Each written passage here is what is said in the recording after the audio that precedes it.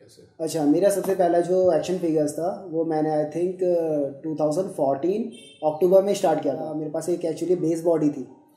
उस base body plane से normal एक फ्लैट एनाटॉमी वाली हैवी जॉइंट वाली बॉडी थी, जिस पे मैंने क्ले मॉडलिंग स्टार्ट करी अपने दोस्त के रेफरेंस से। मतलब उससे मैंने पूछा कि मतलब प्रॉपर स्कल्पटिंग कैसे होती है, क्योंकि मैं एक्चुअली इलस्ट्रेशन करने वाला आर्टिस्ट हूँ बेसिकली। मैंने स्कल्पचर शायद कॉलेज में भी कभी नहीं किया था।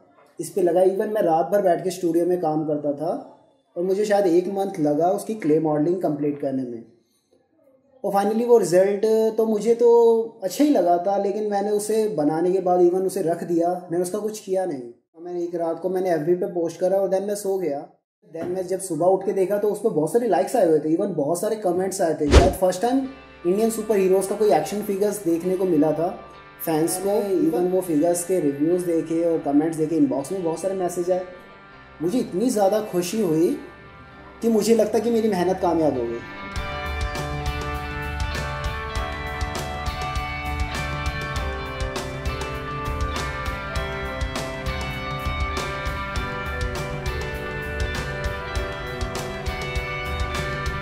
एक्चुअली मैंने जब सबसे पहले स्टार्ट करा था तो मैंने सिर्फ ये अपने ऑन कलेक्शन के लिए बनाया था कि मैंने कभी सोचा नहीं था कि मुझे कभी ये सेल करूँगा या मैं प्रॉपर एक स्टूडियो बनाऊँगा या मैं एक एक्शन फिगर मेकर आर्टिस्ट बन सकता हूँ। देन लोगों को पसंद आया, उन्होंने डिमांड करी, तो मुझे लगा शायद मुझे इसमें आगे करना चाहिए, क्योंकि शायद अभी तक इंडिया में एक्शन फिगर नहीं बन रहे।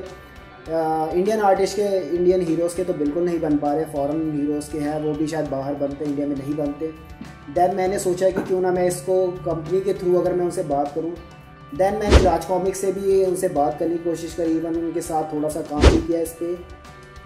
तो उस वजह से फिर देन मैंने साथ में अपना साइड बाय साइड मैंने अपना स्टूडियो भी स्टार्ट करा। और देन काफ़ी सारे लोगों के मेरे पास कुछ यूनिक डिज़ाइंस के ऑर्डर्स आने लगे और मैं उन डिज़ाइंस पे काम करने लगा। मेरी खुद की क्रिएशन होने लगी। जो एग्जिस्ट कैरेक्टर थे लाइक ही-मैन, स्केलेटर और फैंटम है, देन इस कैरेक्टर को मैंने इन्हेंस करा, थोड़ा अपग्रेड करा अपने स्टाइल में। इसे मैंने as a variant edition. Then मैंने फर्स्ट अटैम्प्ट किया, सेकंड अटैम्प्ट किया। पहले नॉर्मल क्वालिटीज़ वाइज थे, क्योंकि मेरे पास इतने सारे टेक्निक्स और मेरे पास वो मशीनरी या गैजेट्स नहीं थे जिससे मैं उन्हें कंपनी या फैक्ट्री मोड में उन्हें मैं बना सकूँ उतनी ज़्यादा फिनिशिंग के साथ। देन पहले मैं ब्रश से करता था तो नॉर्मल फिनिश आती थी। देन उसके बाद मैंने एयर गन यूज़ करी, मैंने इंटरनेशनल क्वालिटी के कलर्स यूज़ किए, बाहर से मंगवाए। उसके बाद उसकी क्वालिटी बहुत ज़्यादा फिनिश आने लगी। देन कस्टमर सेटिस्फाई होते गए। देन स्टूडियो काम बढ़ता गया, काफ़ी सारे क्लाइंट जुड़ते गए, काफ़ी सारे न्यू क्लाइंट आते रहे। इवन अब हम इंडिया से बाहर भी अब फिगर्स भेज रहे हैं। यहाँ पे एक स्मॉल स्केल पे भी प्रोडक्शन नहीं है। यहाँ पे एक्शन फिगर्स बनते ही नहीं है। शायद उन्हें लगता है कि ये प्रॉफिटेबल नहीं है या फिर इसमें लोग इंटरेस्ट नहीं लेते। क्या आपके अलावा इंडिया में और भी कोई है जो इस टाइप के फ्रीलांसिंग में मॉडल में वो बनाते हैं, लेकिन वो सेलिंग पर्पस से नहीं बनाते, क्योंकि उन्हें भी पता है कि इसे बनाना इतना इजी नहीं है। मेरा तो खैर एक आर्टिस्टिक था कि मैंने आर्ट कॉलेज करा तो मुझे उसके बेसिक ट्रिक्स पता है, या मैं उसमें थोड़ा सा मैंने एक रिस्क लिया, मुझे पता है मैं कितना कुछ इसमें झेलता हूँ।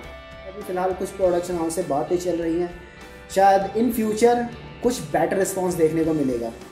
इवन शायद इंडिया में तो इवन मैंने देखा है कि अब लोगों में क्रेज़ आ रहा है, लोग मूवीज़ देख रहे हैं, सुपर हीरो से इंस्पायर होकर वो सुपर हीरोज़ की तरफ, उनके एक्शन फिगर्स की तरफ जा रहे हैं। एक्शन फिगर्स के बेसिकली अगर मैं बताऊं तो शायद 3 फॉर्मेट है। फर्स्ट फॉर्मेट होता है जो आज से 100 साल पहले सिर्फ एक वही टेक्निक्स हुआ करती थी। अब ये कहेंगे 100 साल पहले एक्शन फिगर तो नहीं थे, लेकिन जो एक्शन फिगर वाला जो बेसिक फॉर्मेट है वो 100 साल के 1000 साल पहले से भी आ रहा है। हड़प्पा की संस्कृति में देखेंगे तो वहाँ छोटे छोटे टॉयज़ मिलते थे, वो जो स्कल्पचर थे वो मैनुअल होते थे, वो मैनुअल मेड होते थे। तो वो वाला फॉर्मेट आज भी फॉलो किया जाता है। जो एक्शन फिगर्स बनते हैं वो सारे सेम वही बेसिक फॉर्मेट से बनते हैं। फर्स्ट जो फॉर्मेट होता है वो आता है आपका स्कल्पचर मेड होता है, जिसमें सबसे पहले उसकी क्ले मॉडलिंग की जाती है। दूसरा जो फॉर्मेट होता है एक्शन फिगर्स का वो होता है कस्टम मेकिंग। कस्टम मेकिंग्स में होता है आप एग्जिस्ट कोई किसी भी एक फ्लैट बॉडी खरीदिए। आजकल मार्केट में कस्टम्स मेकिंग के लिए बहुत सारी बेस बॉडीज़ अवेलेबल है लो कॉस्ट में।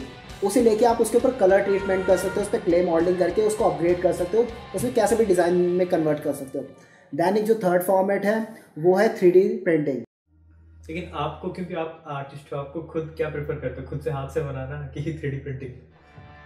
देखिए वो ना, एक्चुअली मैं आर्टिस्ट हूँ, मैं तो ऑब्वियसली मैं क्रिएट करना पसंद करूँगा, लेकिन वो फिर डिपेंड करता है क्लाइंट्स के। जैसे अगर हमें अपना एक्सपेंड करना है, मतलब हमें आगे बढ़ाना है अपना बिजनेस, जो हमारे लिए ज़्यादा इजी फॉर्मेट रहेगा हम उसमें अप्लाई करेंगे ताकि ज़्यादा से ज़्यादा कस्टमर्स को सेटिस्फाई कर सके। बेसिकली एक तो बैटमैन एक यूनिवर्सल कैरेक्टर है, मतलब वो एक इंटरनेशनल ऐसा कैरेक्टर है जो किसको पसंद नहीं होगा।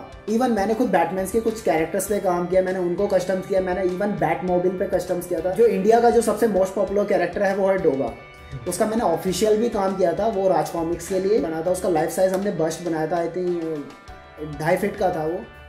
हाँ ये है कि इंडिया में अगर एक्शन फिगर्स मैं कर रहा हूँ तो सच कहूँ तो एक मजबूरी मैं कह सकता हूँ, क्योंकि इंडिया में वो प्रोडक्शन नहीं हो रहा है। शायद अगर इंडिया में एक्शन फिगर्स बन रहे होते तो शायद मैं कभी एक्शन फिगर नहीं बनाता। मैं सबसे पहले मैं इलस्ट्रेटर था, मैं इलस्ट्रेशन करता था। मैंने यंग एंजल्स इंटरनेशनल के लिए अराउंड 40 बुक्स का इलस्ट्रेशन किया है। तो इंडिया के एक्शन फिगर्स तो हम बचपन से इंडियन कॉमिक्स पढ़ते आ रहे, बहुत सारे प्रोडक्शन आए बंद हो गए, तो हमने वो एक्शन फिगर्स की बचपन से उम्मीद करी थी कि वो कभी आएंगे। मैं खुद बचपन से सोचता था कि वो एक्शन फिगर आएंगे, मैं खुद बाय करूँगा। तो थोड़ा सा दुख होता है कि यार वो आते तो अच्छा लगता, लेकिन वो नहीं आ पाए। शायद इसी वजह से शायद मेरा खुद का मन किया कि मैं शायद क्यों नहीं इसे बनाऊँ। ये अभी 2 साल मेरे लास्ट जो 2 साल गए इसमें मुझे काफ़ी कुछ सर्वाइव करना पड़ा। मेरा कॉलेज ख़त्म होने के बाद 2014 में मेरा कॉलेज ख़त्म हो गया, उसके बाद 2 साल बड़ा सर्वाइविंग था, क्योंकि एक्शन फिगर एक ऐसी चीज़ है आज भी हमें पता है इंडिया में हम मम्मी पापा से अगर बच्चे कहते हैं कि हमें 100 रुपीज़ 200 या 500 का टॉयज़ मंगा दो, मम्मी डांट देती है, नहीं दिलाती। वहीं पे एक एक्शन फिगर जो 1000 से नीचे आते ही नहीं है, 2000 3000 4000 उस रेंज में आते हैं, तो ऐसे में प्रोडक्शन करके बेच पाना ये बहुत बड़ा चैलेंजिंग टास्क था।